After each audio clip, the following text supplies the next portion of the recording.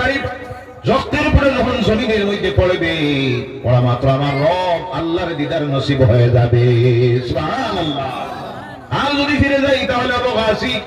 এর জন্য মুমিন যারা দুনিয়ার কোন মহাশক্তিকে তারা পরোয়া করে না, যার জ্বলন্ত প্রমাণ দেখতেছেন ফিলিস্তিনের জমিন। কোন জমিন? আওয়াজ করে কথা বলেন, কোন জমিন? ফিলিস্তিনের মুসলমানগুলি আকাশের নিচে জমিনের উপরে এর চাইতে মজলুম আর কেউ নাই। হাজার হাজার নিরপরাধ শিশুরা, মারা, যুবকরা শহীদ হচ্ছে, আল্লাহর জান্নাতে চলে যাইতেছে। বিশেষ করে স্বাধীনতা সংগ্রামী যারা সেখানে সংগ্রাম করতেছে, আজকে 2টা মাসের নিকটবর্তী হয়ে গেল পৃথিবীর দ্বিতীয় মহাশক্তি জালেম স্বঘোষিত রাষ্ট্র, জবরদখলকারী রাষ্ট্র ইসরায়েলের মোকাবিলা করতেছে, এক কদম পিছনে যাইতেছে না। বলো সুবহানাল্লাহ। আল্লাহ ওই স্বাধীনতা 90% মানুষ আল্লাহর কালাম কোরআন তিলাওয়াত জানে, নাউযুবিল্লাহ বললেন না? আর মাত্র ভুল আর একটা, যেটার কারণে আমাদের সমাজের মানুষ মনে করে নামাজ পড়ে, নামাজের সংখ্যা আগের থেকে বাড়ছে না কমছে? জি কথা বলেন, বাড়ছে না কমছে? বাড়ছে। সুদখোর বাড়ছে না কমছে? জি জেনাখোর বাড়ছে না কমছে? হিরোইন ব্যবসায়ী বাড়ছে না কমছে? নেশার ট্যাবলেট ব্যবসায়ী বাড়ছে না কমছে? সব বাড়তেছে, নামাজিও বাড়তেছে।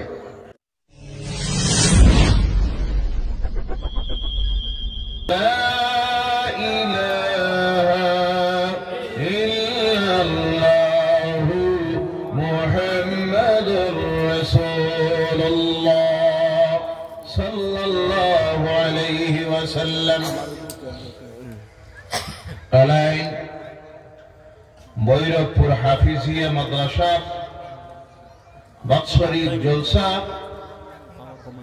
ও দস্তারবন্দি মাহফিলের সম্মানিত সভাপতি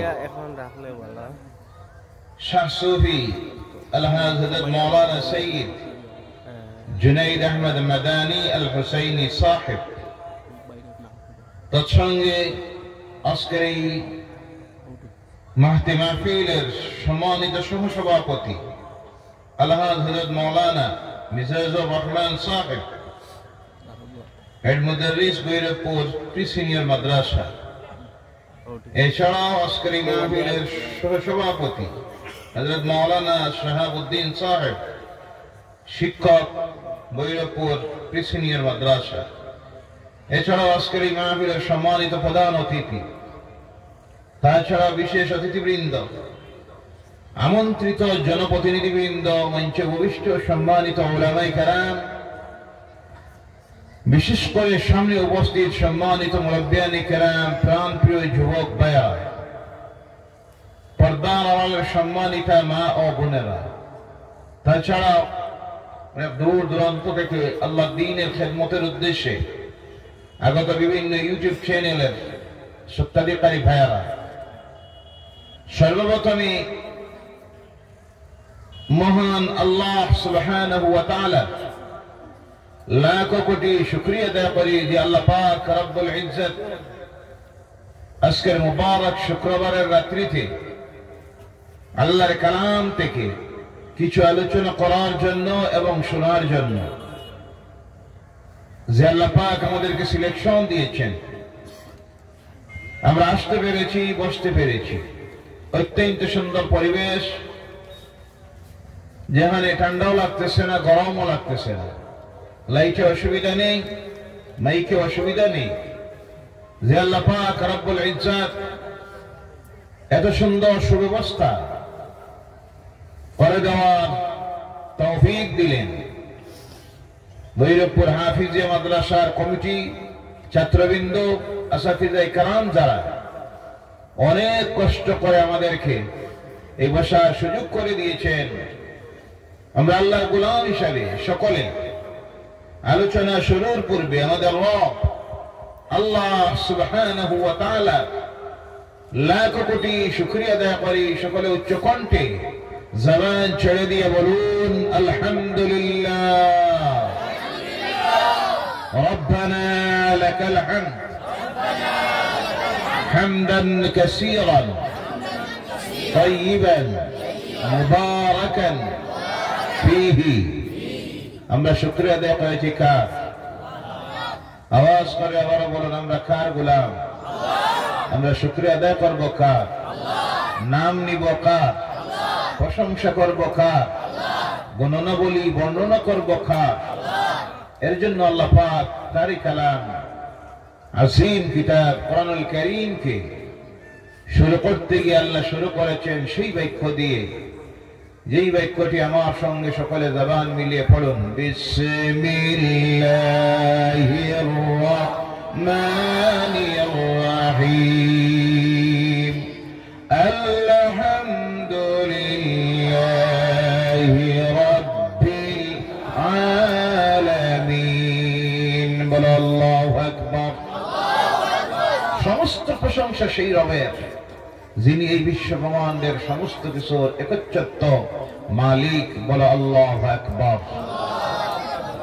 আমরা শুকরিয়া আদায় করলাম আল্লাহ পাক সুবহানাহু ওয়া তাআলা। ভাইয়া আমার, এমন এক রাত্রিতে আমরা এই প্যান্ডেলের নিচে বসে আছি, যেই রাত্রিটি হলো শুক্রবারের রাত্রি। কোন রাত্রি? শুক্রবারের রাত্রি। যে রাত্রিতে, যেদিনে আমাদের মুর্দাগণ জিন্দা ওয়ারিসের দিকে চাইতে আছে, শুক্রবারের সূর্য ডুবে পড়ার আগ পর্যন্ত প্রতিটি মুর্দারা তার জিন্দা ওয়ারিসের দিকে, আওলাদের দিকে চাইতে থাকে। তারা যদি কোনো সওয়াব হাদিয়াতান ইসাল সওয়াব হিসাবে তাদের রূহের মাগফিরাতের জন্য বক্সে দেয়, আল্লাহ এরই মাধ্যমে, এর ওসিলায় অগণিত মুর্দাদের জিন্দেগির গুনাহ মাফ করে দেয়। বলেন সুবহানাল্লাহ। আমরা আজকে এখানে বসার কারণে লাভ না লস? কবরে যারা আছেন তাদেরও লাভ না লস?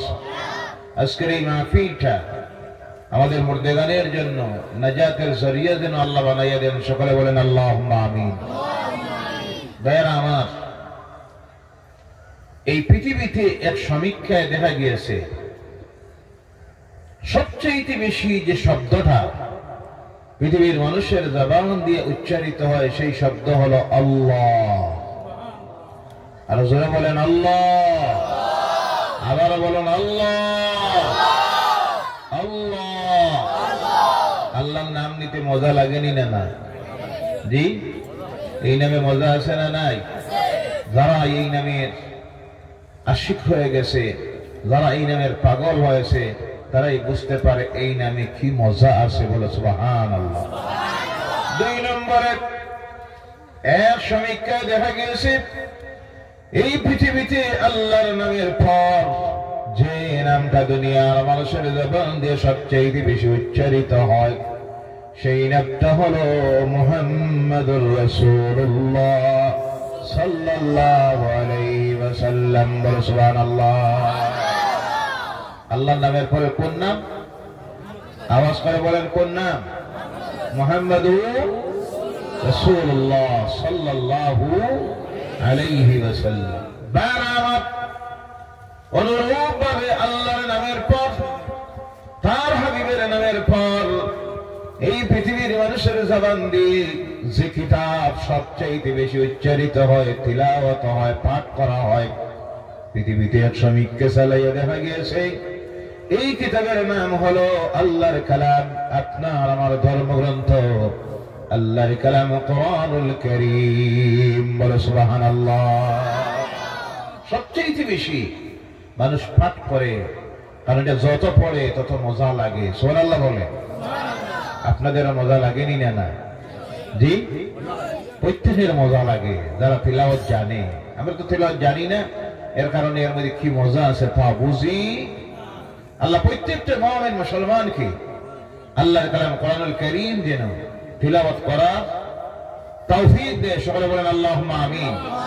যারা তিলাওয়াত জানি তাদেরকে যেন আল্লাহ প্রতিদিন কমপক্ষে 5টা বার, কয়বার? আওয়াজ করে বলেন কয়বার?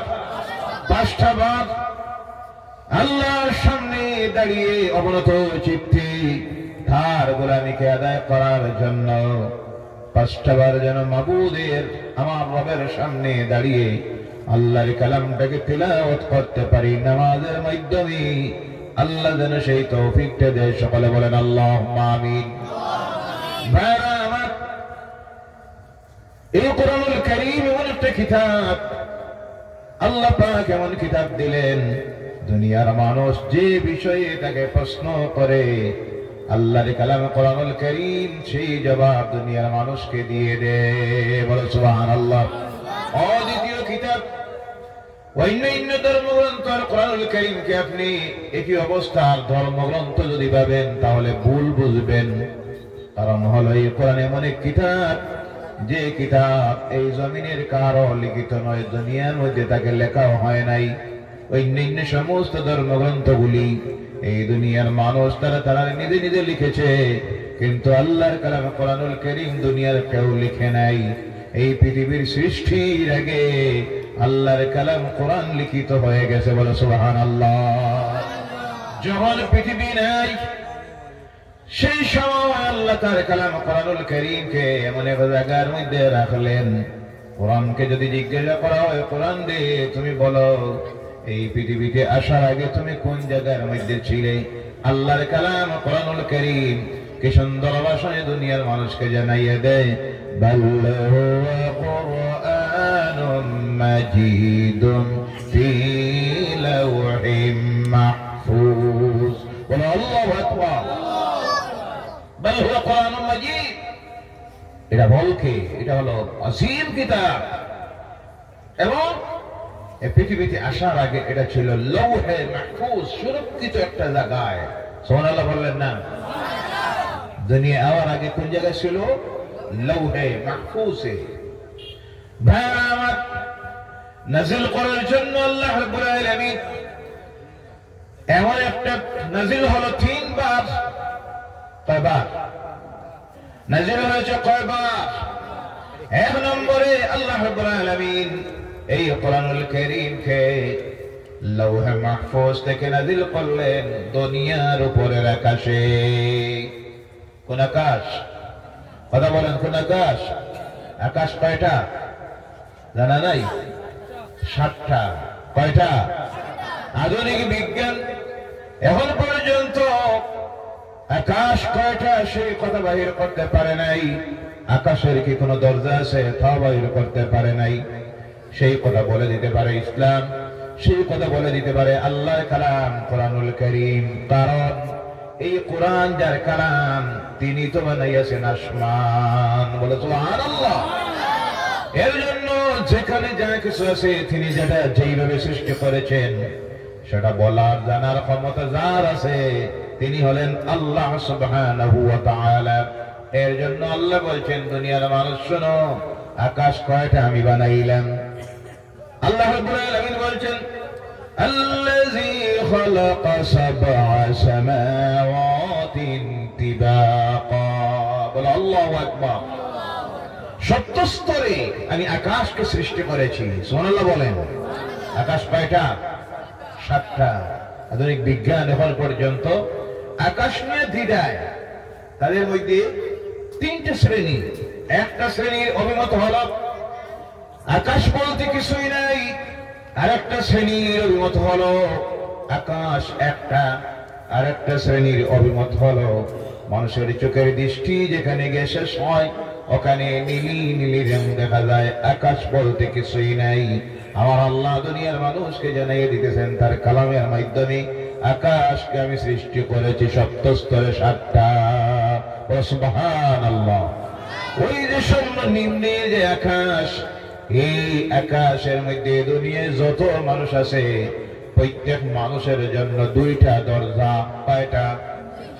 একটা দরজা দিয়ে প্রতিটি মানুষের আমলনামা নাকি আল্লাহর দরবারে গিয়ে হাজির করা হয়, আর আরেকটা দরজা দিয়া দুনিয়ার প্রত্যেকটা মানুষের রিজিক জমিনের মধ্যে আসতে থাকে। একদিন আসবে যেই দিন প্রত্যেকটা মানুষের এই 2টা দরজা চিরদিনের জন্য বন্ধ হয়ে যাবে। যেই দিনে রিজিক শেষ হয়ে যাবে, যে দরজা দিয়ে রিজিক নাযিল হয় অবতীর্ণ হয়, আল্লাহ অর্ডার দিবেন, আমার ফেরেশতারা আমার ওই বান্দার রিজিক শেষ হয়ে গেছে, এর জন্য যে দরজা দিয়ে তার রিজিকটা দেওয়া হয় ওই দরজাটা বন্ধ করে দাও। তার দরজা বন্ধ যেই দিন আপনার আমার রূহ কবজ করা হবে, করার পর নেককারদের রূহটাকে জান্নাতের কাফন দিয়া আল্লাহর ফেরেশতারা আকাশের দিকে নিয়ে যখন রওনা হবেন, ওই দরজার সামনে যাওয়ার পর আল্লাহর রহমতের ফেরেশতারা ওয়েলকাম জানাবে, মারহাবা জানাবে, স্বাগতম জানাবে। এই দরজা দিয়ে তার রূহটাকে নিয়ে রাখা হবে ইল্লিয়িনের মধ্যে। বদকার যারা তাদের রূহটাকে যখন নিয়ে রওনা করা হবে, এই দরজা দিয়ে আবার তার রূহ ঢুকবে, নিয়ে রাখা হবে যে জায়গার মধ্যে, সেই জায়গাটার নাম হবে সিজ্জিন। আল্লাহর বান্দাকে যখন কবরে নিয়ে রাখা হবে, আবার আল্লাহর পক্ষ থেকে বলা হবে এই রূহটা যেন তার ভিতরে ঢুকাইয়া দেওয়া হয়। নেককারদের রূহ ইল্লিন থেকে তার বডির মধ্যে ঢুকাইয়া দেওয়া হবে, আর বরকতদের রূহ সিজ্জিন থেকে তার বডির মধ্যে যেমনি ঢুকাইয়া দেওয়া হবে, তার জন্য সেই দরজাটাও বন্ধ হয়ে যাবে, আমলের দরজাটা বন্ধ হয়ে যাবে। তার আমল আর আল্লাহর দরবারে দেওয়ার প্রয়োজন হবে না। এই যে দেওয়া হলো বডির মধ্যে ঢুকাইয়া, নেককার যদি হয় এই জান্নাত তার কবর, তার জান্নাতের টুকরো হয়ে যাবে, বলেন সুবহানাল্লাহ। বদকার যদি হয় কবর হয়ে যাবে তার জন্য জাহান্নামের টুকরা। ওই জাহান্নামের আযাব আরম্ভ হলো তা কিয়ামত পর্যন্ত। এরপরে কিয়ামত, মিজান, হিসাব, ফুলসিরাত, নাজাত, জান্নাত, আর না হয় জাহান্নাম। এই হলো দুইটা দরজা। কয়টা? ভাইরা আমার, এই আকাশ জমিনের উপরের যে আকাশ, প্রথম লৌহে মাহফুজ থেকে কোরআনুল কারীম আসলো দুনিয়ার উপরের আকাশে, ওখান থেকে পৃথিবীতে দেওয়ার জন্য আল্লাহ পাক এর আগে ফিল্ডটাকে তৈরি করার জন্য পাঠাইলেন 1,23,999 জন নবী। বলে সুবহানাল্লাহ। মতান্তরে 2 লক্ষ। সর্বশেষ আল্লাহ যখন দেখলেন কোরআন দেওয়ার সময় হয়ে গেছে, সেই সময় আল্লাহ যাকে জমিনের মধ্যে প্রেরণ করলেন সর্বশেষ নবী হিসাবে, তিনি হলেন আপনার আমার নবী জনাবে মুহাম্মদুর রাসূলুল্লাহ সাল্লাল্লাহু আলাইহি ওয়াসাল্লামকে আল্লাহ জমিনে দিলেন। আর দেওয়ার পর সার কালামে কোরআন জমিনে আল্লাহ নাযিল করবেন। আল্লাহ দেখলেন আমার কোরআন হলো সম্মানী, আমার নবী মুহাম্মদুর রাসূলুল্লাহ হলেন সম্মানী নবী। এর জন্য এই কোরআনটাকে দিতে গিয়ে আল্লাহ এমন একটা মাসকে সিলেকশন দিলেন, যেই মাসটা 12টা মাসের মধ্যে সবচেয়ে সম্মানিত মাস, যেই মাসের নাম হলো রমজানুল মুবারকের মাস। বলো সুবহানাল্লাহ। যার জন্য আল্লাহ বলছেন বিসমিল্লাহির রহমানির রহিম, শাহরু রমাদানাল্লাযী উনজিলা ফীহিল কুরআন। বলো আল্লাহু আকবার। 12 মাসের মধ্যে কোন মাস সবচেয়ে সম্মানী? জি, আওয়াজ করে কথা বলেন, কোন মাস? রমজানুল মুবারকের মাস। এজন্য আল্লাহ সিলেকশন দিলেন কোরআনকে পাঠানোর জন্য রমজানের মাস। এই 365 দিনের মধ্যে 12টা মাসের মধ্যে একটা রাত্রিকে আল্লাহ সবচেয়ে মর্যাদাবান বানালেন, যেই রাত্রিটার নাম হলো লাইলাতুল কদরের রাত্রি। কেন সম্মানী হলো? প্রশ্ন আসতে পারে, কেন সম্মানী হলো?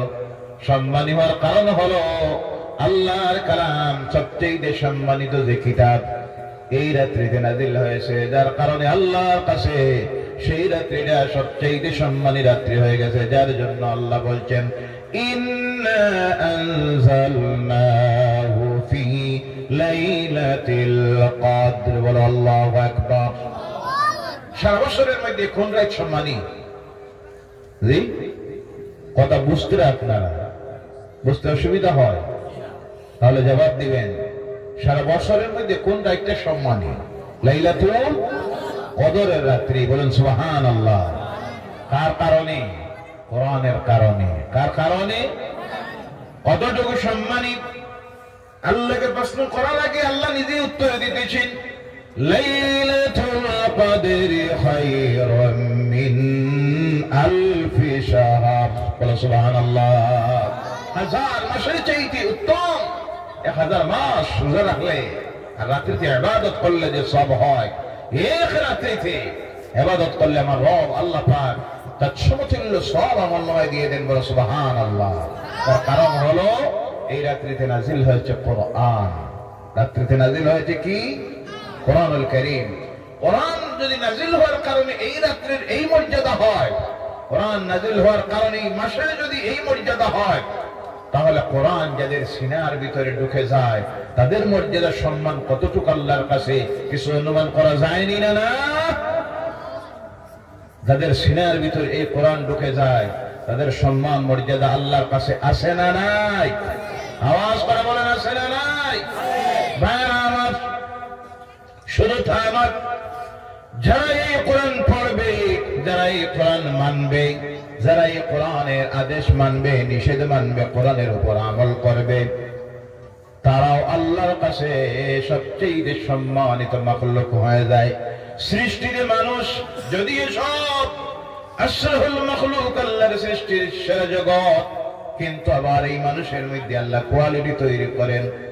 কোয়ালিটি তৈরি করতে গিয়ে এক নম্বরে যে জিনিসটা দিয়ে আল্লাহ কোয়ালিটি তৈরি করে তার নাম হলো ঈমান। তার নাম ভাইরা, এর জন্য জেনে রাখবেন ঈমান বহুত বড় একটা নিয়ামত। এই নিয়ামত আল্লাহ প্রত্যেককে দেয় না, প্রত্যেকের জন্য সেটা নসিব হয় না। যার মুকদ্দরে ঈমান আছে সেই ব্যক্তি জমিনে সবচেয়ে সম্মানী আল্লাহর কাছে হয়ে যায়। এর জন্য আমার সঙ্গে জবান মিলিয়ে পড়ুন, লা ইলাহা ইল্লাল্লাহু মুহাম্মাদুর রাসূলুল্লাহ, আশহাদু আল্লা ইলাহা ইল্লাল্লাহু ওয়াহদাহু লা শারীকা লাহু ওয়া আশহাদু আন্না মুহাম্মাদান আবদুহু ওয়া রাসূলুহু। এটা পড়া অন্তর দিয়ে বিশ্বাস করার নাম হলো ঈমান। এর নাম আমাদের আছে না নাই? আওয়াজ করে কথা বলেন, আছে না নাই? বলেন সুবহানাল্লাহ। সৌভাগ্য আমাদের, আমরা ঈমান আনতে পেরেছি। দুর্ভাগ্য তাদের যাদের ঈমান আনা সম্ভব হয় না। সিরাতে মুস্তাকিমের রাস্তায়, হেদায়েতের রাস্তায় আওয়া সম্ভব হলো না, কিন্তু এটা চেষ্টায় হয় না। এটা যার মুকদ্দরে আল্লাহ লিখেছেন। ও আমার বাবা, আল্লাহ রাসূলের চাচা হযরতে আবু তালিব নাম শুনেছেন।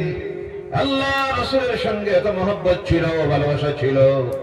বাবা যখন হারাইলেন জন্মের আগে, মা যখন হারাইলেন 6 বছর বয়সে, 7 থেকে 8 বছর বয়সে আল্লাহ রাসূল দাদাও হারালেন।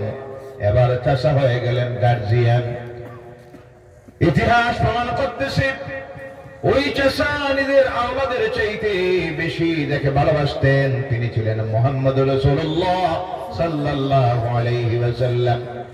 ওই ভাতিজার জন্য জেল পর্যন্ত কাটিলেন, 3 বছরের জেল চাচা।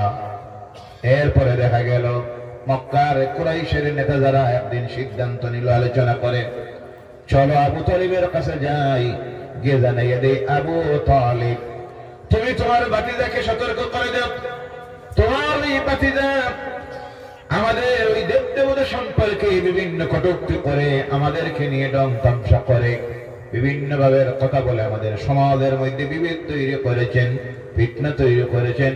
তোমার ভাতিজাকে এইসব কাজ থেকে তুমি বিরত করে নাও, নতুবা আমরা তোমার ভাতিজার বিরুদ্ধে চূড়ান্ত সিদ্ধান্ত নিব। চাচা আবু তালিব আল্লাহ রাসূল সাল্লাল্লাহু আলাইহি সাল্লামকে কিছু বললেন না। আর কয়েকটা দিন গেল, চূড়ান্ত সিদ্ধান্ত নিল মক্কার নেতৃস্থানীয় কাফিরেরা, মুশরিকেরা। আল্লাহ রাসূলের চাচা আবু তালিবের কাছে এসে বলল, আবু তালিব তোমার ভাতিজাকে সর্বশেষ তুমি জানাইয়া দেও, এবার তোমার ভাতিজা যদি তার এই কাজ থেকে বিরত না হন, তাহলে আমরা এমন ব্যবস্থা নিব, আবু তালিব তোমার বিরুদ্ধে আমরা ব্যবস্থা নিতে বাধ্য হব। এবার আবু তালিব আল্লাহ রাসূল সাল্লাল্লাহু আলাইহি সাল্লামকে ডাক দিয়ে বলেন, ভাতিজারে তোমার দায়িত্ব আমি নিয়েছি, তোমার গার্জিয়ান আমি, তারা এইভাবে বলে গেল তুমি এই কাজ থেকে যেন বিরত হয়ে যাও, এবং সঙ্গে বলে গেল তোমার উদ্দেশ্য কোনটা, তুমি কি চাও। তুমি যদি চাও নেতৃত্ব, তাহলে তারা তোমাকে নেতা বানাইয়া দিবে। তুমি যদি চাও সুন্দরী কোন মেয়েকে বিবাহ করার জন্য সব মক্কার সবচেয়ে সুন্দরী মেয়েটা তোমাকে তারা দিয়ে দিবে, বিবাহ দিবে। ধন সম্পদের জন্য যদি তুমি করে থাকো তাহলে তাও বলে দেও, তারা সবে মিলে মক্কার সবচেয়ে বড় ধনী তোমাকে বানাইয়ে দিবে। আল্লাহ রাসূল বললেন, ও আমার চাচা, আপনি তাদেরকে রেজাল্টটা, উত্তরটা জানাইয়া দিবেন। আমি নেতৃত্ব পাওয়ার জন্য নয়, সুন্দরী মেয়েকে বিবাহ করার জন্য নয়, টাকা পয়সার জন্য নয়, তারা ওই যে প্রলোভন আমাকে দেখাইতেছে।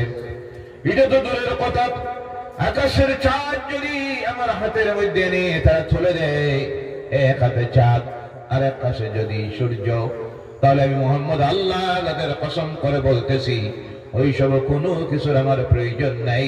আমি আমার দায়িত্ব আদায় করতে থাকবো। আল্লাহ পাক আমাকে যে দায়িত্ব দিয়েছেন, আমার দায়িত্ব হলো দুনিয়ার মানুষের কাছে পৌঁছাইয়া দেওয়া। লা ইলাহা ইল্লাল্লাহু মুহাম্মাদুর রাসূলুল্লাহ সাল্লাল্লাহু আলাইহি ওয়াসাল্লাম।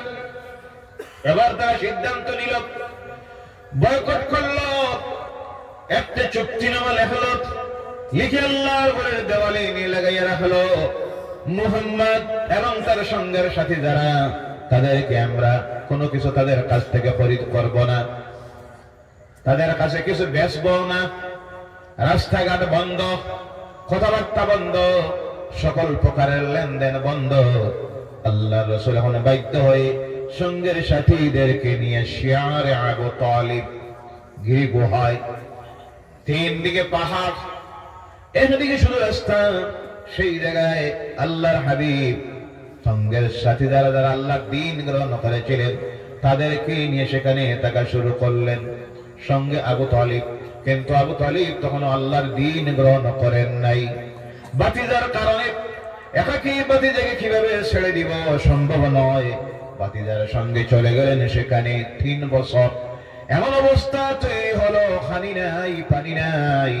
আল্লাহ রাসূলের সাহাবীরা পেটের ক্ষুধার যন্ত্রণায় প্রথম এই ছাগলের চামড়া, উটের চামড়া রাত্রিবেলায় পানির মধ্যে ডুবাইয়া রাখতেন, একটু নরম হতো, আর সকালবেলায় তা চিবিয়ে নিজের ক্ষুধা নিবারণ করতেন। তাও যখন শেষ হয়ে গেল, তার শরীরের মধ্যে আসতেছে বাবলা গাছ। সৌদি আরবে যারা গিয়েছেন দেখেছেন মরুভূমির মধ্যে কিছু গাছ ফোটে, আর আকালেরা উট চড়ায়, উটগুলি সেই গাছের পাতা কিছু খায়। গাছের মধ্যেও কাঁটা, পাতার মধ্যেও কাঁটা। আল্লাহ রাসূলের সাহাবীরা ক্ষুধার যন্ত্রণায় সেই সব পাতাগুলি মুখের মধ্যে দিয়ে চাবাইতেন। যখন চাবাইতেন কাঁটার আঘাতে জিহ্বা ফেটে গিয়ে দর ধরে রক্ত ঝরতে থাকত। সুবহানাল্লাহ। তখন সঙ্গে আবু তালিব। যাই হোক, এরপরে 3 বছর পূর্ণ হলো। আল্লাহ রাসূল বললেন, চাচা আপনি তাদেরকে গিয়ে বলুন, তার আমাদেরকে বয়কট করতে গিয়া যে চুক্তিনামাটা, আবেদনপত্র, বিজ্ঞপ্তি আল্লাহর ঘরে লাগাইয়া রেখেছিল, তাদের সেই কাগজটা নষ্ট হয়ে গেছে। উলু পোকা, ওই পোকা খেয়ে নষ্ট করে দিয়েছে, শুধু 2টা নাম ব্যতীত। বলেন সুবহানাল্লাহ। কয়টা নাম? কয়টা নাম? একটা হলো আল্লাহর নাম, আর একটা হলো তার রাসূলের নাম। বলেন সুবহানাল্লাহ। আল্লাহ ফরমান দিল, যতদিন এই পৃথিবী আছে ততদিন আল্লাহর নাম থাকবে। বলেন সুবহানাল্লাহ। যতদিন এই পৃথিবী আছে আল্লাহর নাম থাকবে, সঙ্গে তার রাসূলের নাম থাকবে। দুনিয়ার কেউ মিটাইয়ে দেওয়া সম্ভব হবে? ও আমার ভাইরা, এবার আল্লাহ রাসূল সাল্লাল্লাহু আলাইহি সাল্লামের চাচা জানাইয়া দিলেন তাদেরকে, তোমাদের ওই যে বিজ্ঞপ্তি যেটা, এটা নষ্ট হয়ে গেছে। অনুগ্রহ করে তোমরা এই মানুষগুলিকে জেলের ভিতরে যাদেরকে ঢুকাইয়া রেখেছো তাদেরকে বাহির করে দাও। এবার তারা বাহির করে দিল। দিন যায়, মাস যায়, কাল যায়। এই চাচার সঙ্গে আল্লাহ রাসূল 2 বার ব্যবসা করলেন সিরিয়ায়। এই চাচা জীবনের শেষ সময় এসে হাজির হলো। আল্লাহ রাসূল চাচার কিনারার মধ্যে বসে কান্দেন, চোখের পানি ছেড়ে দেন, আর মনে মনে ভাবেন এই চাচা আমার জন্য কত কিছু করলেন, জেল পর্যন্ত কাটলেন, জীবনের সমস্ত সময়গুলি আমার জন্য কাটাইয়া দিলেন। নিজের আওলাদের চাইতে বেশি আমাকে মহব্বত করতেন, ভালোবাসতেন। কিন্তু এই চাচার দুর্ভাগ্য, আমার ওই চাচাটা ঈমান আনা সম্ভব হলো। এবার চাচার কিনারায় গিয়ে বসে চাচা, একটাবার আপনি শুধু বলেন লা ইলাহা ইল্লাল্লাহু মুহাম্মাদুর রাসূলুল্লাহ, তাহলে আপনার বাতিজা আমি মুহাম্মদ আল্লাহর নবী হয়ে আল্লাহর জাতের কসম করে বলতেছি, কিয়ামতের দিন চাচা আপনার আমার গলায় গামছা লাগাইয়া আমার সঙ্গে আপনাকে আল্লাহর জান্নাতের মধ্যে নিয়ে যাব। সুবহানাল্লাহ। দুর্ভাগ্য, ওই যে আগে বলেছি, ঈমান আনা সকলের দ্বারা নসিব হয়, মুকদ্দরে যার আছে ঈমান আল্লাহ তাকে হেদায়েতের রাস্তায়, সিরাতে মুস্তাকিমের রাস্তায় আনে। বলুন সুবহানাল্লাহ। একেবারে শেষ সময় আল্লাহ রাসূল চাচাকে যখন অনুরোধ করেন, চাচা তখন বলে, বাতিজারে বাপ দাদার ধর্ম ত্যাগ করা সম্ভব হবে না। বলো নাউজুবিল্লাহ। বাপ দাদার ধর্ম বলতে তারা বুঝত নিজ হাতের তৈরি দেব দেবতার পূজা করা, স্রষ্টাকে বলে গিয়া সৃষ্টির মাখলুকের সামনে মাথা নত করা। আসলে তারা কিন্তু তাদের বাপ চিনত না। যে মানুষ তার বাপ চিনে না, সে তার আল্লাহ কেমনে চিনব, রব কেমনে চিনব? দুনিয়ার সমস্ত মানুষের বাপ কে জানা নাই? আপনারা সবের বাপ ছিলই না। আপনারা হযরতে সুবহানাল্লাহ মাদ্রাসায় পড়লে লাভ না লস? স্কুলের ছাত্র যদি বুয়ার থাকতো যে গেলে একটা কইতে পারতো, মাদ্রাসার ছাত্র হওয়ার কারণে বাপ চিনি। জি, যার কারণে দেখবেন মাদ্রাসায় যারা পড়ে এরা কোনোদিন মা বাপ পিটে না, এরা মা বাপ কোনোদিন বৃদ্ধাশ্রমে যাওয়া লাগে না, এদের মা বাপ কোন সময় ভিক্ষা করা লাগে না। বলেন সুবহানাল্লাহ। কারণ কোরআন এদেরকে শিখাইয়া দেয় মা বাপের প্রতি কি ব্যবহার করতে হয়, কিভাবে আদব করতে হয়, কিভাবে তাজিম করতে হয়, কিভাবে সম্মান করতে হয়, এবং কোরআন এরা শিখাইয়া দেয়। এর জন্য আল্লাহর ওয়াস্তে প্রত্যেকে নিজের ছেলে মেয়েকে হাইয়ার এডুকেশনে, জেনারেল এডুকেশনে পড়ার দরকার। প্রতিযোগিতার যুগ। এমএ পাস করুক, বিএ পাস করুক, পিএইচডি করুক, এমফিল করুক, সব পড়ুক, কিন্তু সঙ্গে পড়াইবেন আল্লাহর কালাম কোরআন। রাজি আছেন? আর যদি এই কোরআন না পড়ান, কোরআনের যদি জ্ঞান না দেন, যত শিক্ষিত হোক, এটা হবে শিক্ষিত একটা শয়তান। কথা ঠিক কিনা ভাইরা আমার? এই জন্য বলতেছিলাম, জীবনের শেষ সময় আমার চাচাকে বললেন, ও চাচা পুরো বাক্যটা বলার দরকার নাই, শুধু বলুন লা ইলাহা ইল্লাল্লাহ, তাহলে কিয়ামতের দিন আমি আল্লাহর কাছে এই সুপারিশটা করতে পারবো। আল্লাহ, আমার চাচা তো যদিও মুহাম্মদ রাসূলুল্লাহ বলেন নাই, কিন্তু তুমি আল্লাহর প্রতি বিশ্বাস স্থাপন করেছেন, এক আল্লাহ স্বীকার করেছেন। আমি তোমার দরবারে সুপারিশ করি, মাবুদ আমার চাচাকে তুমি নাজাত দিয়ে দাও। কিন্তু সেই সময় দুর্ভাগ্য, আবু তালিব আল্লাহর দ্বীন গ্রহণ করলো না। কারণ বাপ দাদার ধর্ম যদি পরিচয় জানা থাকতো, বাপকে আল্লাহ বলছেন, ইয়া আইয়ুহান নাসু তাকু রাব্বাকুমুল্লাযী খালাকাকুম মিন নাফসিন ওয়াহিদাতিন ওয়া খালাকা মিনহা যাওজাহা وبث منهما رجالا كثيرا ونساء। الله أكبر। এই দুনিয়ার মানুষ ভয় করো তোমার রবকে, যিনি সৃষ্টি করেছেন তোমাদেরকে একই সত্তার থেকে, আর তার থেকে সৃষ্টি করেছেন তার জীবন সঙ্গিনী, আর তার থেকে তিনি সৃষ্টি করেছেন অগণিত নারী আর পুরুষ। বলো সুবহানাল্লাহ। আল্লাহ বুঝাইয়া দিতেছেন, তোমাদেরকে সৃষ্টি করেছি আদম থেকে, তার থেকে সৃষ্টি করেছি তার জীবন সঙ্গিনী হাওয়াকে, আর আদম আর হাওয়া থেকে অগণিত নারী পুরুষকে সৃষ্টি করেছি। অর্থাৎ ও পৃথিবীর মানুষেরা, তোমাদের সকলের মূল বাপ একজন, যার নাম হলো আদম আলাইহিস সালাম। ওই আদম আলাইহিস সালামের ধর্ম ছিল ইসলাম। বলেন সুবহানাল্লাহ। ভাইরা আমার, ঈমান আনা সম্ভব হলো না। আমার উদ্দেশ্য হলো এই কোরআনুল কারীমকে আল্লাহ রাব্বুল আলামিন নাযিল করা শুরু করলেন। করতে গিয়ে এই কোরআন নাযিল হইতে সময় লাগলো 23 বছর। সুবহানাল্লাহ। কত বছর? আওয়াজ করে বলেন, কত বছর? 23 বছর। প্রথম নাযিল হলো লৌহে মাহফুজ থেকে দুনিয়ার উপরের আকাশে, ওখান থেকে সময়ে প্রয়োজনে এক আয়াত, কোন সময় দুই আয়াত, কোন সময় এক রুকু, কোন সময় এক সূরা, প্রথম কমপ্লিট সূরা হিসাবে আল্লাহ যে সূরাকে নাযিল করলেন সেই সূরার নাম হলো সূরা আল ফাতিহা। কোন সূরা? সূরা আল ফাতিহা। এর জন্য কোরআনুল কারীমে আল্লাহ যা আলোচনা করেছেন সমস্ত কিছু ঢুকাইয়ে দিয়েছেন এক সূরার মধ্যে, যেই সূরার নাম হলো সূরা আল ফাতিহা। এর জন্য আল্লাহর বিধান হলো যারা মুমিন হবে, মুসলমান হবে, তারা রোজ কমপক্ষে 5 বার, কয়বার? আওয়াজ করে বলেন কয়বার? 5 বার। ফজরের সময় 4 বার, যোহরের সময় 12 বার, শুক্রবার হইলে যোহরের সময় 2 বার। জি ঠিক আছে, বাদ বোঝা যায়? সব তো বুঝেন। যোহরের সময় 12 বার, জুম্মাবার হইলে 2 বার, মানে জুম্মার নামাজ 2 রাকাত। আমি কইলাম 2 বার, আপনারা ফিরিস্তা লাগাই বইরিলা, বোঝা গেল না মানু না ফিরিস্তা। কয়বার? শুক্রবারে কয়বার জানা নাই? আপনারা জুম্মা টুম্মা পড়েছ কয় রাকাত? তাহলে কথা বলেন না কেন? আমি বললাম 2 রাকাত, আপনারা হ্যাঁ কমপক্ষে কত রাকাত? 12 রাকাত। কত রাকাত? 12 রাকাত। পড়েন তো?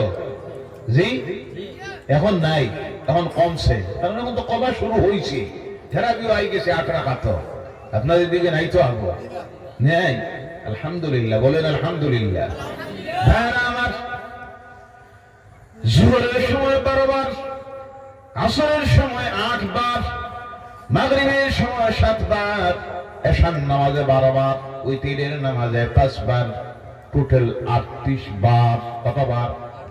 মুমিন যারা তারা তাদের রব আল্লাহর সামনে দাঁড়াইয়া কোরআনুল কারীমের সূরা হিসেবে প্রথম যে সূরা নাযিল হয়েছিল সেই সূরাকে তিলাওয়াত করতে হয়, এবং তিলাওয়াত করা হলো ফরজ। তিলাওয়াত করা ফরজ। এর মতো বড় দোয়া আল্লাহর জমিনে আর নাই, বলে সুবহানাল্লাহ। এর মতো বড় ঔষধ আল্লাহর জমিনে নাই, বলে সুবহানাল্লাহ। এর জন্য আল্লাহ পাক মুমিন মুসলমান যারা তাদের উপরে রোজ 5 বার এই সূরা তিলাওয়াত করা তার সামনে দাঁড়াইয়া ফরজ করে দিয়েছেন। ও আমার ভাইরা, এই কোরআনুল কারীম নাযিল হতে সময় লাগলো 23 বছর। যার কারণে জেনে রাখবেন এই পৃথিবী থেকে আল্লাহর দেওয়া কিতাবগুলি বিদায় হয়ে গেছে, বিদায় হয়ে যাবে, কিন্তু একটা মাত্র ধর্মগ্রন্থ তা কিয়ামত পর্যন্ত আল্লাহর জমিনে টিকে থাকবে। দুনিয়ার কোনো শক্তি মিটানি সম্ভব হবে না, যার নাম হবে ইসলাম, আর যার নাম হলো কোরআন। বলে সুবহানাল্লাহ। কিন্তু গোটা বিশ্বের ইসলাম বিরোধী শক্তি আজ একই মঞ্চে দাঁড়াইয়া গেছে। তাদের একটাই টার্গেট, এই জাতিকে পৃথিবীর থেকে মিটাইয়া দেওয়ার জন্য, ইসলামকে মিটাইয়া দেওয়ার জন্য, আল্লাহর কালাম কোরআনকে বন্ধ করে দেওয়ার। এর জন্য স্লোগান বাহির করেছে, আমাদের আর মোল্লা মুন্সি বানানির দরকার। নাউজুবিল্লাহ বললেন না? এমন কথা বলার মতো জাহিলেরা আছে না নাই? আওয়াজ করে বলেন আছে না নাই?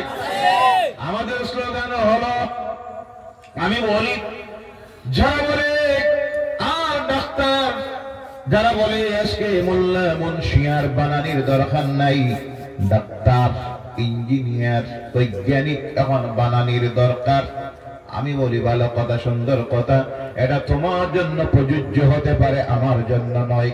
কারণ তোমার শুধু ডাক্তারের প্রয়োজন, তোমার শুধু ইঞ্জিনিয়ারের প্রয়োজন, বৈজ্ঞানিকের প্রয়োজন, এইভাবে আরো যারা যারা আছে তার প্রয়োজন। আমার জন্য প্রয়োজন হলো ডাক্তারের, আছে না নাই? আমার জন্য প্রয়োজন হলো ইঞ্জিনিয়ারের, ঘর বানাইব ইঞ্জিনিয়ারের দরকার।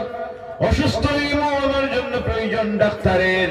আমার জন্য শিক্ষকের প্রয়োজন, স্কুলে গেলে আমাকে পড়াইতো। আমার জন্য বৈজ্ঞানিকের প্রয়োজন, আধুনিক টেকনোলজির বিভিন্ন জিনিস বাইর হইতেছে, কম্পিউটার, ল্যাপটপ, এরপরে আরো বিভিন্ন কিছু। এটাও দেখার জানার শিকার প্রয়োজন। চন্দ্র অভিযান চালাইতেছে মানুষ, আমারও চন্দ্রে যাওয়ার প্রয়োজন আছে না নাই? বৈজ্ঞানিকের প্রয়োজন। বিমান হইলে বিমান চালানোর জন্য পাইলটের প্রয়োজন, সেটারও আমার প্রয়োজন আছে। সঙ্গে আমার প্রয়োজন হাফিজুল কোরআনের আছে না নাই? আওয়াজ করে বলেন আছে না নাই? আমার জন্য প্রয়োজন কারি সাহেবের, আমার জন্য প্রয়োজন মুফাসসিরুল কোরআনের, আমার জন্য প্রয়োজন মুহাদ্দিসের, আমার জন্য প্রয়োজন আলিমের। কারণ আমি মসজিদে গেলে নামাজ পড়ানোর জন্য ইমাম লাগবে না? আমি মরলে পরে আমার জানাজার নামাজে লাগবে, তোমার জানাজার নামাজে নাই, তোমাকে নেওয়া হবে, মুখে আগুন ধরানি হবে, তুমি জলে শেষ হয়ে যাবে। আমি মরলে পরে আমার জানাজার নামাজের প্রয়োজন আছে। আমাকে কবরে নিয়ে যখন রাখা হবে, প্রতিদিন আমার কবরের কিনারায় গিয়ে আমি তখন আর আল্লাহর কাছে হাত তুলতে পারবো না, তিলাওয়াত করতে পারবো না। আমার কবরের গুনাহ থেকে মুক্ত পাওয়ার জন্য, কবরের আযাব থেকে আমি নাজাত পাওয়ার জন্য আমার কবরের কিনারায় গিয়ে দাঁড়িয়ে কিছু মানুষ থাকার প্রয়োজন, যারা আল্লাহর কালাম থেকে তিলাওয়াত করবে। শুক্রবারের দিন, শবে বরাতে, শবে কদরে, ঈদের দিনে গিয়ে তিলাওয়াত করে আল্লাহর দরবারে হাত তুলবে, এমন মানুষের প্রয়োজন আছে না নাই? আল্লাহর কালাম কোরআনুল কারীম আমাকে বুঝাইয়া দেওয়ার জন্য মুফাসসিরুল কোরআনের দরকার আছে, মুহাদ্দিসের আমার দরকার আছে। আল্লাহর কালামে, আল্লাহর হাবিবের হাদিস আমাকে বুঝাইয়া দিবেন, না হয় আমার সমাজের মানুষগুলি গুমরাহির রাস্তায় চলে যাবে, পথ ভ্রষ্টতার দিকে চলে যাবে, আল্লাহর নাফরমানির দিকে চলে যাবে। এর জন্য আমাদের স্লোগান হলো, আমরা ডাক্তার চাই, ইঞ্জিনিয়ার চাই, পাইলট চাই, বৈজ্ঞানিক চাই, মোল্লা চাই, মুন্সি চাই, হাফিজুল কোরআন চাই, কুরআনুল কোরআন চাই, শুদ্ধ কোরআন তেলাওয়াত করবে, মুফাসসিরুল কোরআন চাই, কোরআন আমাকে বুঝাইয়া দিবে, মুহাদ্দিস চাই। এটা আমার দরকার আছে না নাই? আওয়াজ করে বলুন আছে না নাই? যাদের এই সব জ্ঞান নাই তারাই বলতে পারে আর মোল্লা মুন্সি বানানির দরকার নাই, আমাদের দরকার আছে। বলুন সুবহানাল্লাহ। আর জোরে বলুন সুবহানাল্লাহ। ও আমার ভাইরা ও সম্মানেরা, এর জন্য আল্লাহর কালাম কোরআনুল কারীমে জমিনে আসতে সময় লেগেছে 23 বছর।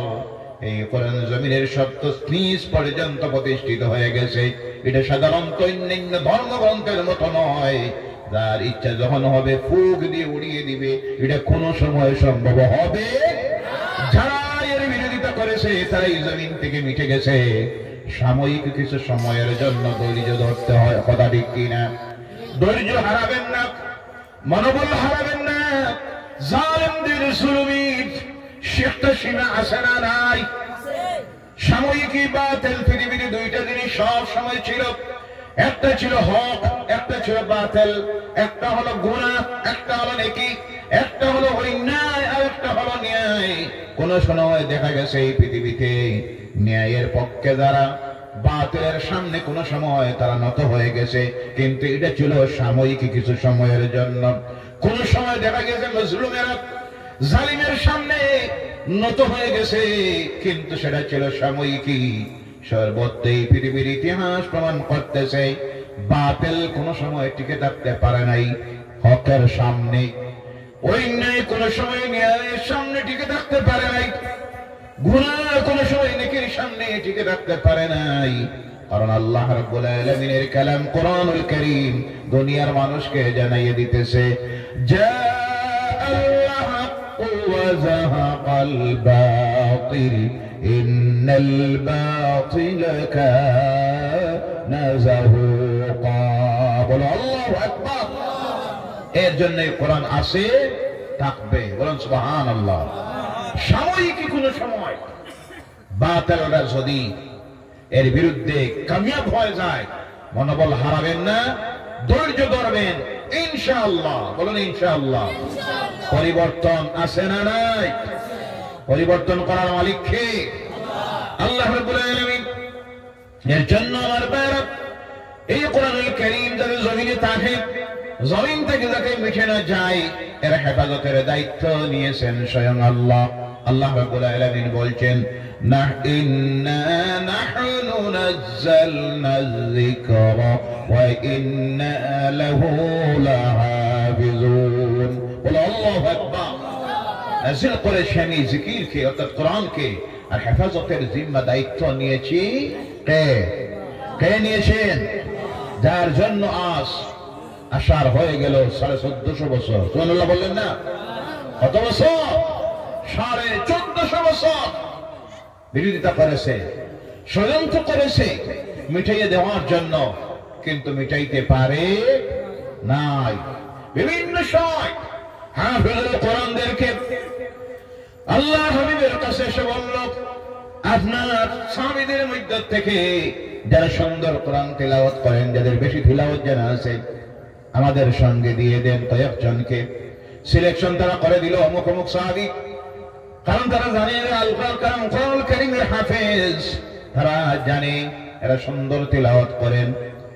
আমাদের সঙ্গে দিয়ে দিলে আমাদের এলাকায় গিয়ে তারা আল্লাহর কালামের দাওয়াত দিবেন, তিলাওয়াত করবেন। আল্লাহ রাসূল এদের কদর করে বিশ্বাস স্থাপন করে 70 জনের মতো আল্লাহ রাসূলের সাহাবী যারা কোরআনুল কারীমের হাফেজ ছিলেন তাদের সঙ্গে দিয়ে দিলেন। রাস্তায় যাওয়ার পর ইসলামের দুশমনেরা তাদের আসল রূপ প্রকাশ করলো, এদের বিরুদ্ধে যুদ্ধ ঘোষণা দিল। তারা বলল, ভাইয়েরা আমরা তো যুদ্ধের জন্য আসি নাই, কিন্তু যখন যুদ্ধের ডাক দিয়েছ, যুদ্ধের জন্য আমরা প্রস্তুত আছি না নাই।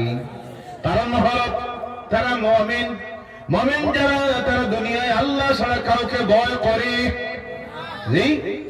কাউকে ভয় করে, যুদ্ধকে ভয় করে। তাদেরকে জানাইয়ে দেওয়া হলো, তোমরা সারেন্ডার হয়ে যাও, আল্লাহর দ্বীন ত্যাগ করে দাও, না হয় তোমাদের মরতে হবে। আল্লাহ রাসূলের সাহাবীরা পরামর্শ করে বললেন, আমরা তো এই দুনিয়ায় এসেছি, একটাই আমাদের টার্গেট, সেটা হলো আল্লাহর সন্তুষ্টি আর আল্লাহর জান্নাতে যাওয়া। বলো সুবহানাল্লাহ। কারণ আমাদেরকে তো আল্লাহই নিজে জানিয়ে দিয়েছেন, ইন্নাল্লাহা ইশতারা মিনাল মুমিনিনা আনফুসাহুম ওয়া আমওয়ালাহুম বিআন্না লাহুমুল জান্নাহ। বলো সুবহানাল্লাহ।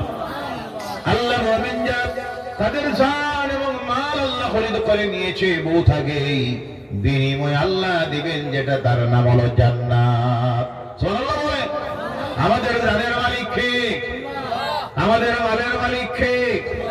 এই জান মাল কার কাছে বিক্রি করে দিয়েছি, বিনিময় হলো আল্লাহর জান্নাত। তখন তারা বললেন, ভাইরা যুদ্ধ করতে আর অসুবিধা নাই, কারণ মরি যদি হব শহীদ, আর শহীদ হইতে পারলেই তো আমাদের মকসুদে মঞ্জিলে আমরা পৌঁছে যাব, কিয়ামতের দিন বিনা হিসাবে আল্লাহর জান্নাতের মধ্যে চলে যাব। বলো সুবহানাল্লাহ।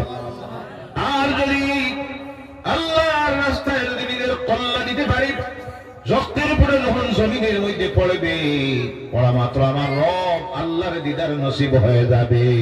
সুবহানাল্লাহ। আর যদি ফিরে যাই তাহলে অবগাসী। এর জন্য মুমিন যারা দুনিয়ার কোন মহাশক্তিকে তারা পরোয়া করে না। যার জ্বলন্ত প্রমাণ দেখতেছেন ফিলিস্তিনের জমিন। কোন জমিন? আওয়াজ করে কথা বলেন, কোন জমিন? ফিলিস্তিনের মুসলিম মুসলমানগুলি আকাশের নিচে জমিনের উপরে এর চাইতে মজলুম আর কেউ নাই। হাজার হাজার নিরপরাধ শিশুরা, মারা, যুবকেরা শহীদ হচ্ছে, আল্লাহর জান্নাতে চলে যাইতেছে। বিশেষ করে স্বাধীনতা সংগ্রামী যারা সেখানে সংগ্রাম করতেছে, আজকে 2টা মাসের নিকটে হয়ে গেল পৃথিবীর দ্বিতীয় মহাশক্তি জালেম স্বঘোষিত রাষ্ট্র, জবরদখলকারী রাষ্ট্র ইসরায়েলের মোকাবিলা করতেছে, এক কদম পিছনে যাইতেছে না। বলো সুবহানাল্লাহ। সুবহানাল্লাহ। আল্লাহ ওই স্বাধীনতা কামী ফিলিস্তিনি মুজাহিদদেরকে যেন কামিয়াব করে, সকলে বলেন আল্লাহুম্মা আমিন। বিশ্ব মুসলমানের প্রথম কিবলা মসজিদুল আকসা যেন আল্লাহ আবার বিশ্ব মুসলমানের হাতে ফিরাইয়া দেয়, বলেন আল্লাহুম্মা আমিন। যারা শহীদ হচ্ছেন আল্লাহ তাদের শাহাদাতকে যেন কবুল করে, বলেন আল্লাহুম্মা আমিন। আল্লাহ তার গায়বী শক্তি দিয়া স্বাধীনতাকামী মুজাহিদদেরকে যেন হেফাজত করে, বলেন আল্লাহুম্মা আমিন। কিন্তু দুঃখ লাগে, আফসোস লাগে, সেই সময়ে বিশ্বের 100-282 কোটির ঊর্ধ্বে মুসলমান, কিচ্ছু করা সম্ভব হচ্ছে না। 57টি ইসলামী রাষ্ট্রের রাষ্ট্রনেতা এতিমের মতো দাঁড়াইয়া দর্শকের ভূমিকা পালন করতেছে, কথা ঠিক কিনা? তার কারণ হলো ওই ক্ষমতায় যেগুলি আছে, একটার ভিতরে আল্লাহর ভয়, একটা মুমিন নয়, সবগুলি হলো ইহুদি নাসারাদের 5টা গোলাম, তাদের দালাল, যার কারণে তারা যা কয় তারা তা বলে। এদের ডরে আর বয়ে তারা একটা কথাও বলতে পারে না। এবং সবচেয়ে বড় বুবা শয়তানের ভূমিকা যেটা নিতেছে এটা হলো সৌদি আরবের যুবরাজ নামের শয়তান। কথা ঠিক কিনা? যাকে নেতৃত্ব নেওয়ার কথা ছিল, একটা কথা তার জবান দিয়ে এদের বিরুদ্ধে বাইর হক। আল্লাহ এগুলিকে হেদায়েত করুক, সবাই বলেন আল্লাহুম্মা আমিন। এর কারণ হলো তাদের এবং আমাদের নিকট থেকে চলে গেছে আল্লাহর ভয়। কার ভয়? যারা আল্লাহর ভয় অন্তরে তাদের এসে যায়, দুনিয়ার কোন শক্তিকে তারা ভয় করে না। যার জন্য দেখতেছেন সেই জমিনে যারা নিজের মাতৃভূমির রক্ষার্থে স্বাধীনতার সংগ্রামে নিজের জীবনকে উৎসর্গ করে দিতেছে, হেসে হেসে তারা আল্লাহর জান্নাতে যাইতেছে। বলে সুবহানাল্লাহ। আবারও বলি, আল্লাহ তাদেরকে কামিয়াব করুক, সকলে বলেন আল্লাহুম্মা আমিন।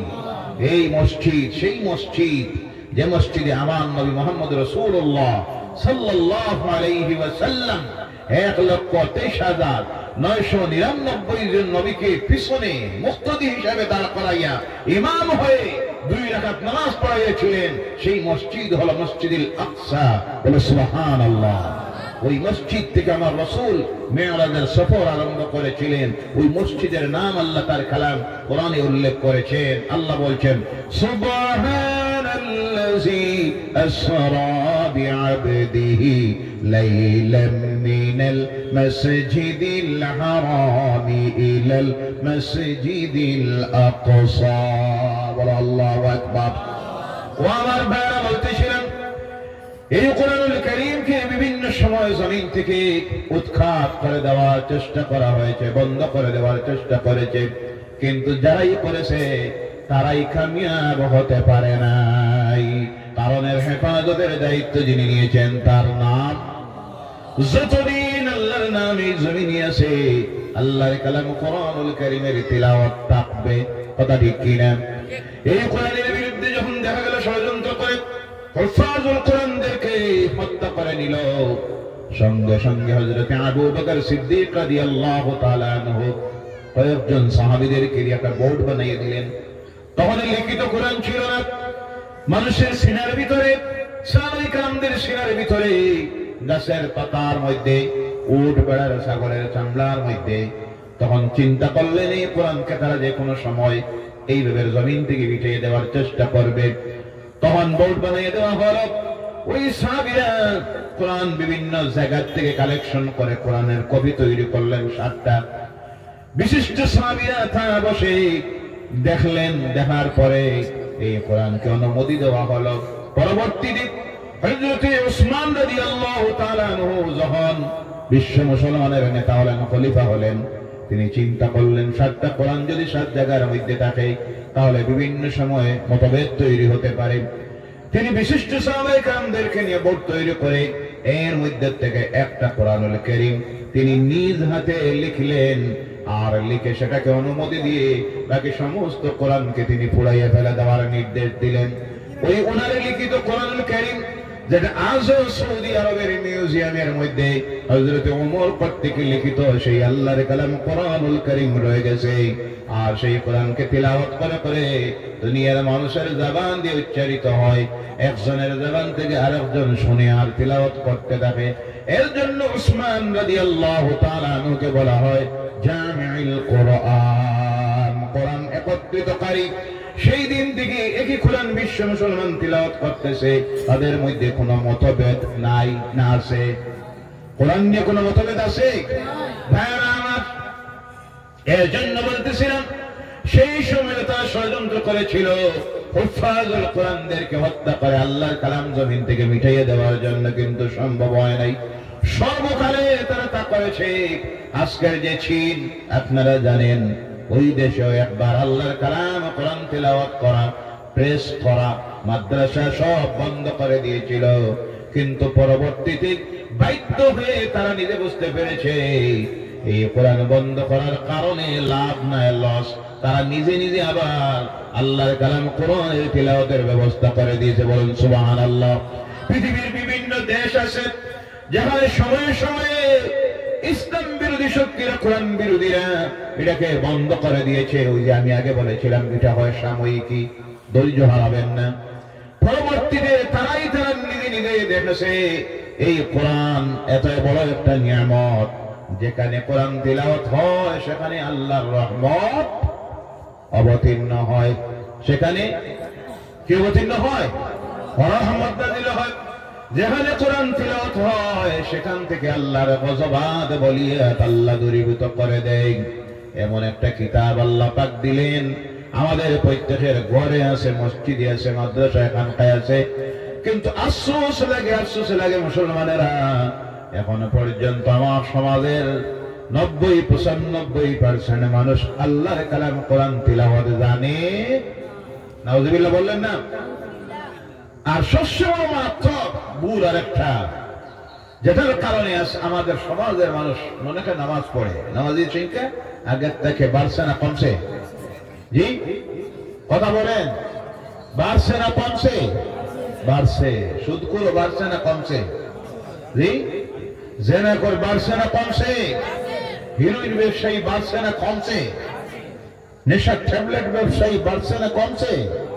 সব বাড়তেছে। নামাজিও বাড়তেছে। নামাজি বাড়লো, আবার আল্লাহর নাফরমানি খেয়েও বাড়তেছে। বাড়ার কারণ হলো নামাজ পড়ি, নামাজে যা পড়ি নিজে বুঝি না। এক ভদ্রলোক, হিন্দু ভদ্রলোক, মসজিদের কিনারা দিয়ে তার বাড়ি যাওয়ার রাস্তা দিয়ে যায়, যাওয়ার সময় ফলো করে, অনেক সময় মসজিদের দিকে চায়, যারা মসজিদে করে কি, মসজিদে করে কি দেখে। অনেক সময় জামাত চলে যখন দাঁড়িয়ে শোনে, হঠাৎ করে একদিন তার মনে প্রশ্ন লাগলো, যখনই যাই তারা যখন সম্মিলিত ভাবে প্রার্থনা করে, নামাজ পড়ে, তখন দেখি তাদের ইমাম যিনি, তিনি যখন দাঁড়াইতে গিয়ে প্রতিদিন শুনি উনি বলেন সামি আল্লাহু লিমান হামিদা। আছে না নাই? চিন্তা করে ইমাম প্রতিদিন একটা মেয়ের জন্য শুধু দোয়া করেন, যে মেয়েটার নাম হলো হামিদা। কোনটা? হামিদা। এই মহল্লায় গ্রামে কি আর কোন মেয়ে লোক নাই? অনেক তো আছে, ফাতেমা আছে, জোহরা আছে, কুলসুম আছে, আয়েশা আছে, বিভিন্ন আছে। ইমাম সাহেব শুনে প্রত্যেক দিন যখন আমি যাই দেখি, তাহলে হামিদার জন্য দোয়া করে। ব্যাপারটা কি? হামিদা নামের মহিলাটা কি একটু ভালো? ইমাম সাহেব দোয়া করেন। সিদ্ধান্ত নিল, আমার বাড়ির কিনারায় তারা জন মুসলমান ভদ্রলোক আছে যে নামাজ পড়ে। কে করে? নামাজ পড়ে। গিয়েছে এর কাছে, গিয়ে জিজ্ঞাসা করলো, ভাই একটা জিনিস বুঝতে পারি না, তোমাদের মসজিদের ইমাম সাহেব প্রতিদিন যখন নামাজ পড়ায় শুধু একটা মেয়ের জন্য দোয়া করে, যে মেয়েটার নাম হলো হামিদা। আমি অনেক সময় দাঁড়াইয়া দেখি ইমাম সাহেব শুধু বলে সামি আল্লাহু লিমান হামিদা। ব্যাপারটা কি? ওই নামাজিও তখন বললো, ঠিক তো, তুমি যা বলছো আমিও তা দেখি। ইমাম সাহেব প্রতিদিন আর কারোর জন্য দোয়া করে না, শুধু একটা মেয়ের জন্য দোয়া করে, সেটা হলো সামি আল্লাহু লিমান হামিদা। ঠিক আছে, আজকে আমিও যাবো, গিয়ে ইমামকে জিজ্ঞাসা করবো। মসজিদে গেছে, যে বলে ইমাম সাহেব রাগ করবেন না, একটা কথা আপনাকে জিজ্ঞাসা করবো। আজ 25 বছর থেকে আমি নামাজ পড়ি, নামাজে যখন আই দেখি আপনি শুধু একটা মেয়ের জন্য দোয়া করেন, আর কারোর জন্য দোয়া করেন না। ইমাম সাহেব বলেন, কার জন্য?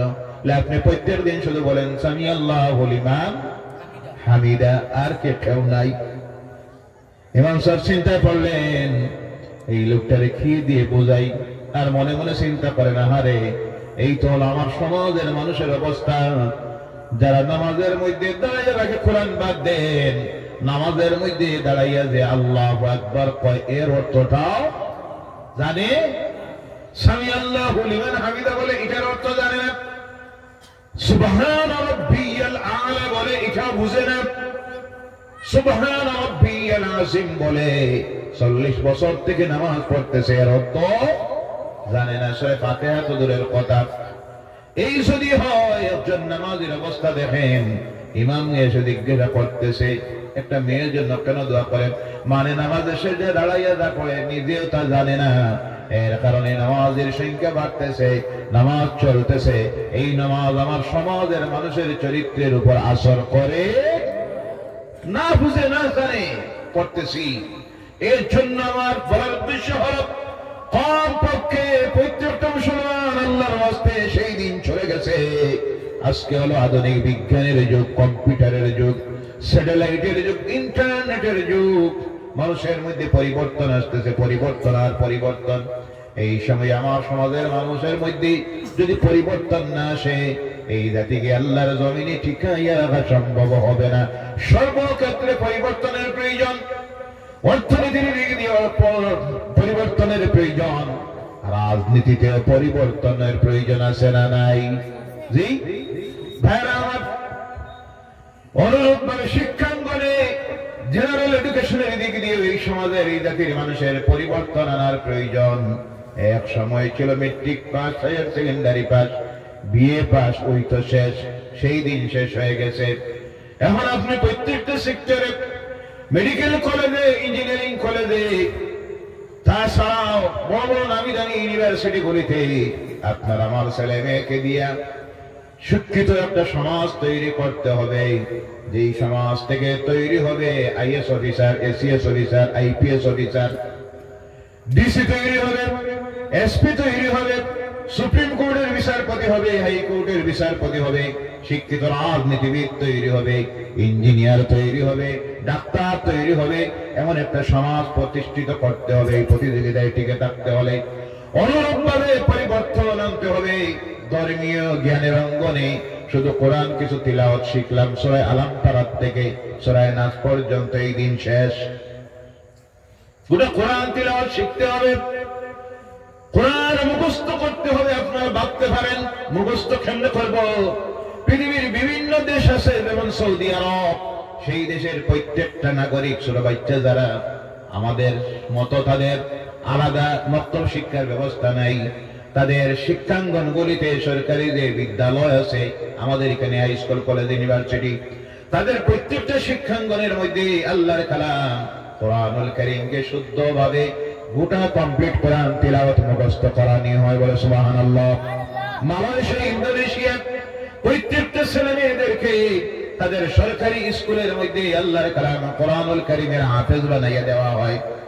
আরো দূরে যাবেন কেন আপনি, উত্তরপ্রদেশ, সেখানের মধ্যে বিভিন্ন মক্তবগুলি, যেগুলির মধ্যে বিভিন্ন মক্তব আছে, সেখানে ছোট বাচ্চাগুলিকে সকালবেলায় শুদ্ধ আল্লাহর কালাম তিলাওয়াত সহ গোটা কোরআন মুখস্থ বানাইয়া দেওয়া হয়। তাদের সমাজের প্রত্যেকটা ছেলে মেয়ে আল্লাহর কালাম কোরআনুল কারীমের হাফেজ। এই অবস্থা আমাদের সমাজে তৈরি করতে হবে। আমাদের ছেলে মেয়েগুলিকে পরিবর্তন আনতে হবে। মক্তব শিক্ষার মধ্যে কোরআন সম্পর্কে আমাদের জ্ঞান বাড়াইতে হবে। আল্লাহর কালাম কোরআনটাকে শুদ্ধ তিলাওয়াত শিখতে হবে, আল্লাহর কালামকে মুখস্থ করতে হবে।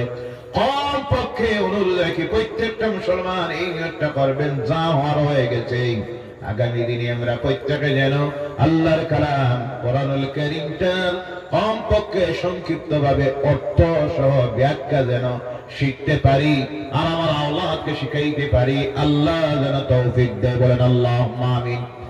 এই পরিবর্তন যদি আনতে না পারেন, সময়টা বড় কঠিন, সময় বড় কঠিন। আমরা সাধারণ মানুষ যারা, তারা বুঝতে পারতেছি না।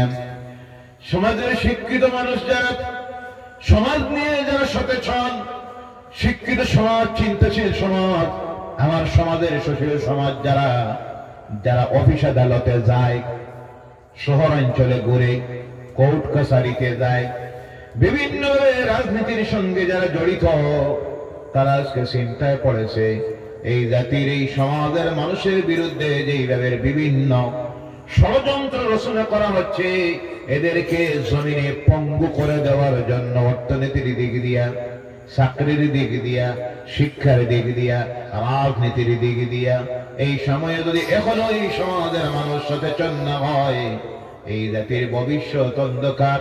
এই জাতির ভবিষ্যৎ কি আছে আল্লাহ ছাড়া কেউ জানে না। ডিলিমিটেশন, জি বুঝোই বুঝোই, দুনিয়ার খবর রাখবা। এরপরে এনআরসি, রিচেক, আরো কত কিছু, সব ষড়যন্ত্রের মোকাবিলা করার জন্য এই জাতির সমাজের পরিবর্তন আনার প্রয়োজন আছে না নাই? আল্লাহ যেন পরিবর্তন হওয়ার তৌফিক দেয়। সকলে বলেন আল্লাহুম্মা আমিন। ওয়া মা আলাইনা ইল্লাল বালাগ ওয়া আখিরু দাওয়ানা আলহামদুলিল্লাহি রাব্বিল আলামিন লা ইলাহা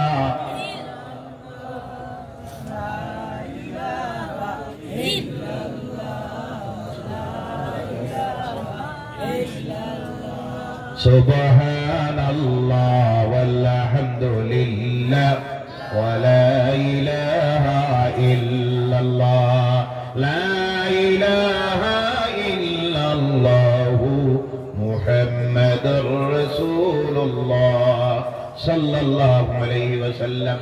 কিন্তু যেই সময়ে পরিবর্তন আনার কথা সেই সময়ে আমরা পরিবর্তন হইতে গিয়া ভালোর দিকে নাই, খারাপের দিকে। কোন দিকে? দুঃখ লাগে, আফসোস লাগে। সোশ্যাল মিডিয়া, কিছু সংখ্যক মিডিয়া আছে যাদের তো কাজই হলো সর্বসময় আমরা কোন দিকে হাঁটতেছি, কেমনে বইতেছি, কোথায় পেশাব করতেছি, কোথায় পায়খানা করতেছি, এর দিকে শুধু লক্ষ্য রাখে। আছে না নাই? আমাদের ভালো দিকগুলি তারা তুলে ধরতে চায় না। কিন্তু এই যে দুঃসময় যখন জাতির চলতেছে, যখন জাতি ভালোর দিকে পরিবর্তনে আসার প্রয়োজন, সেই সময় আমার সমাজের কিছু কুলাঙ্গারেরা এই সোশ্যাল মিডিয়ার দ্বারা ইসলাম বিরোধী, কোরআন বিরোধী, তাদের হাতে সমালোচনা এই জাতির ইসলামের কোরআনের করার হাতিয়ার তুলে দিতেছে। আছে না নাই? দেখবেন সোশ্যাল মিডিয়ায় ধরা পড়েছে 2 কোটি টাকার হিরোইন সহ। আছে না নাই? কথা বলেন। নাম বলা লাগবো না কিছু বোঝা যাক?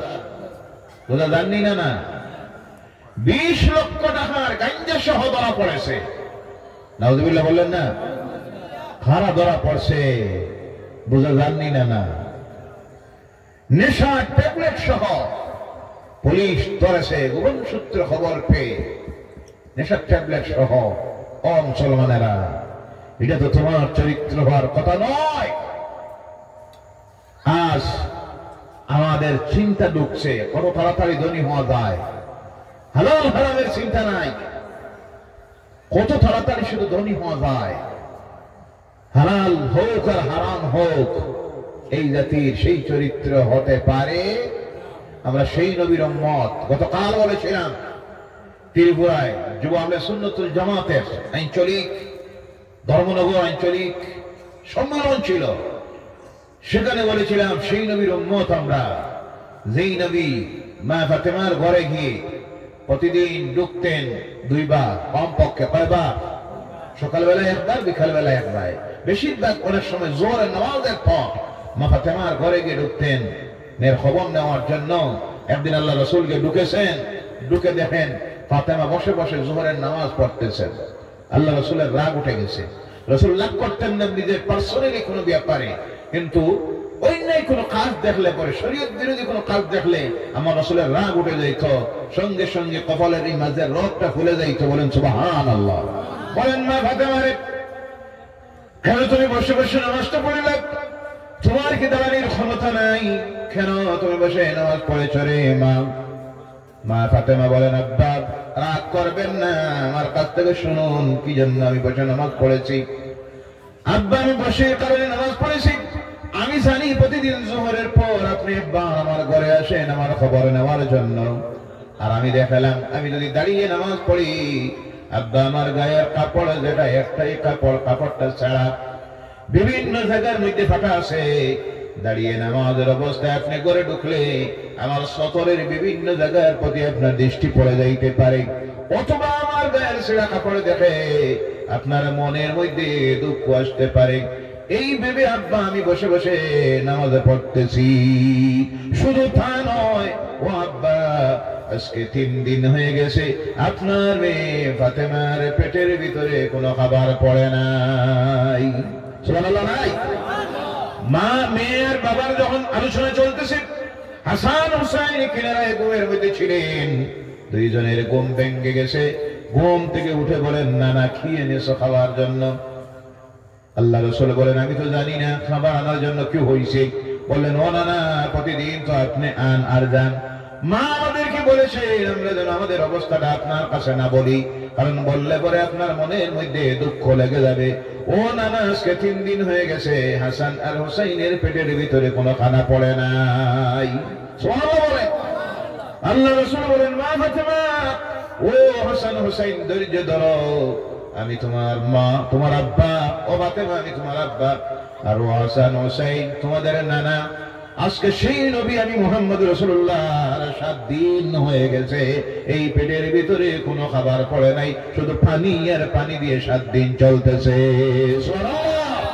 সেই নবীর উম্মত আমরা। আর আজকে এই নবীর উম্মতের চরিত্র হইল কিভাবে তাড়াতাড়ি ধনী হওয়া যায়, কেমনে ধনী হওয়া যায়। হিরোইন হোক, মদ হোক, গাঞ্জা হোক, চুরি হোক, যা হোক সব করতেছে। আর ধরা পড়ে যখন, তখন সোশ্যাল মিডিয়ায় ইসলাম বিরোধীরা খুব ফলো করে, প্রচার করে, দেখো এদের চরিত্র কি, এদের কাজে হইল এইসব। কথা ঠিক কি না ভাইয়ারা আমার?